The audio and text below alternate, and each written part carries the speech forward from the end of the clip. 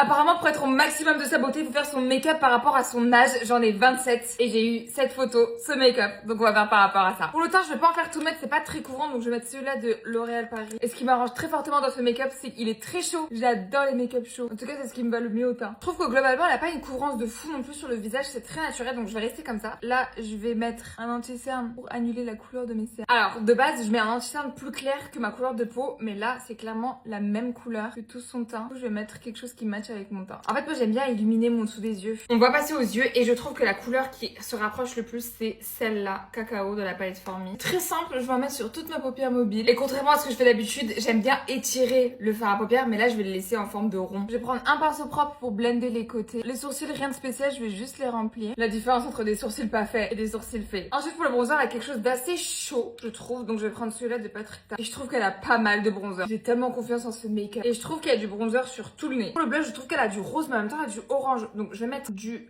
blush en crème, j'ai plus de place au rose. Et après, je mettrai de la poudre un peu orangée. Et il est placé ici sur la joue. Il faut absolument blender le blush avec le fond de teint. Sinon, ça fait des traces comme ça. Et je trouve qu'il y a aussi du blush sur le front. Je vais mettre sur le nez. Je poudre mon contour des yeux. Et pareil, je vais pas prendre une poudre blanche ni transparente, mais plus beige. Encore une fois, je veux pas le contour des yeux clair. Et là, je vais prendre un bronzer, mais lumineux. C'est celui d'Armani. Comme ça, j'ai pas le teint complètement mat non plus. Le blush n'est pas assez rosé, donc je vais rajouter celui-là. C'est la marque P. Louise. C'est des blush highlighter. C'est mieux, il y a plus de rose. On retourne aux yeux, je vais prendre un crayon noir. Je vais le mettre dans ma muqueuse supérieure. Et je vais aussi faire un mini trait de liner. Et je remets le même fard à paupières qu'au-dessus dans mon ras de cils inférieur. Regardez la différence d'intensité entre mon œil gauche et mon œil droit. C'est une dinguerie. Pas de faux cils, mais du mascara. Petite tache de rousseur. Je vais faire des grains de beauté.